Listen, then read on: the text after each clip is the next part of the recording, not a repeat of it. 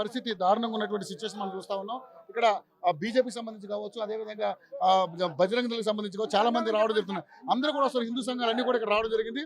So పోలీసులు వారం రోజుల నుంచి నిర్బంధాలకు గురి చేస్తున్నా కూడా మీరు ఎక్కడ తగ్గే పరిస్థితి కనబడలేదు. ఏంటి పరిస్థితి? ఈరోజు ముఖ్యంగా హైదరాబాద్ సంబంధించిన వస్తున్నారు.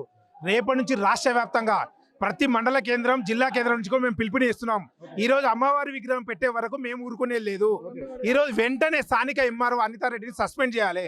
ఎందుకంటే ఆమెకి ఏం పని లేనట్టు ప్రజా సమస్యలు అన్ని పక్కన పెట్టి ఈరోజు వర్షం పడుతూ ఉంటే గొడుగు పెట్టుకొని వచ్చి కూర్చొని అమ్మవారి విగ్రహం కూల్చాల్సిన అవసరం ఏముంది?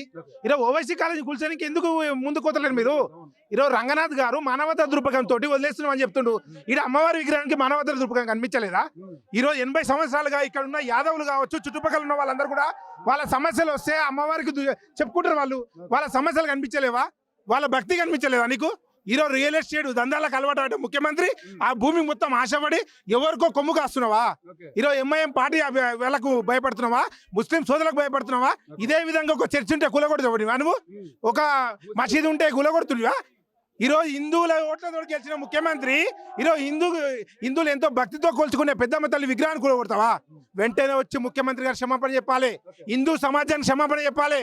లేని ఎడల బీజేపీ ఆధ్వర్యంలో కావచ్చు, బీజేపీ ఆధ్వర్యంలో కావచ్చు, హిందూ భక్తుల ఆధ్వర్యంలో కావచ్చు, అందరం కూడా ఈ రాష్ట్రంలో ఉన్న ప్రతి హిందూ కదిలి రావాలి.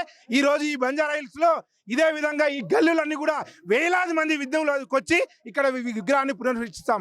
నిన్ననే మా నాయకుడు చింతల రామచంద్ర గారు ఒక పిలుపునిచ్చిండు. సొంత డబ్బులు పెట్టి ఇక్కడ విగ్రహాన్ని కట్టిస్తాడు.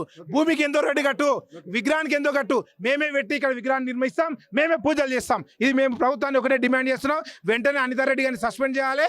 అదేవిధంగా ఇక్కడ పరిమితులు ఎక్కడ అనుమతి ఇవ్వాలో అక్కడ వెంటనే అనుమతి ఇవ్వాలని చెప్పి కోరుతున్నాం.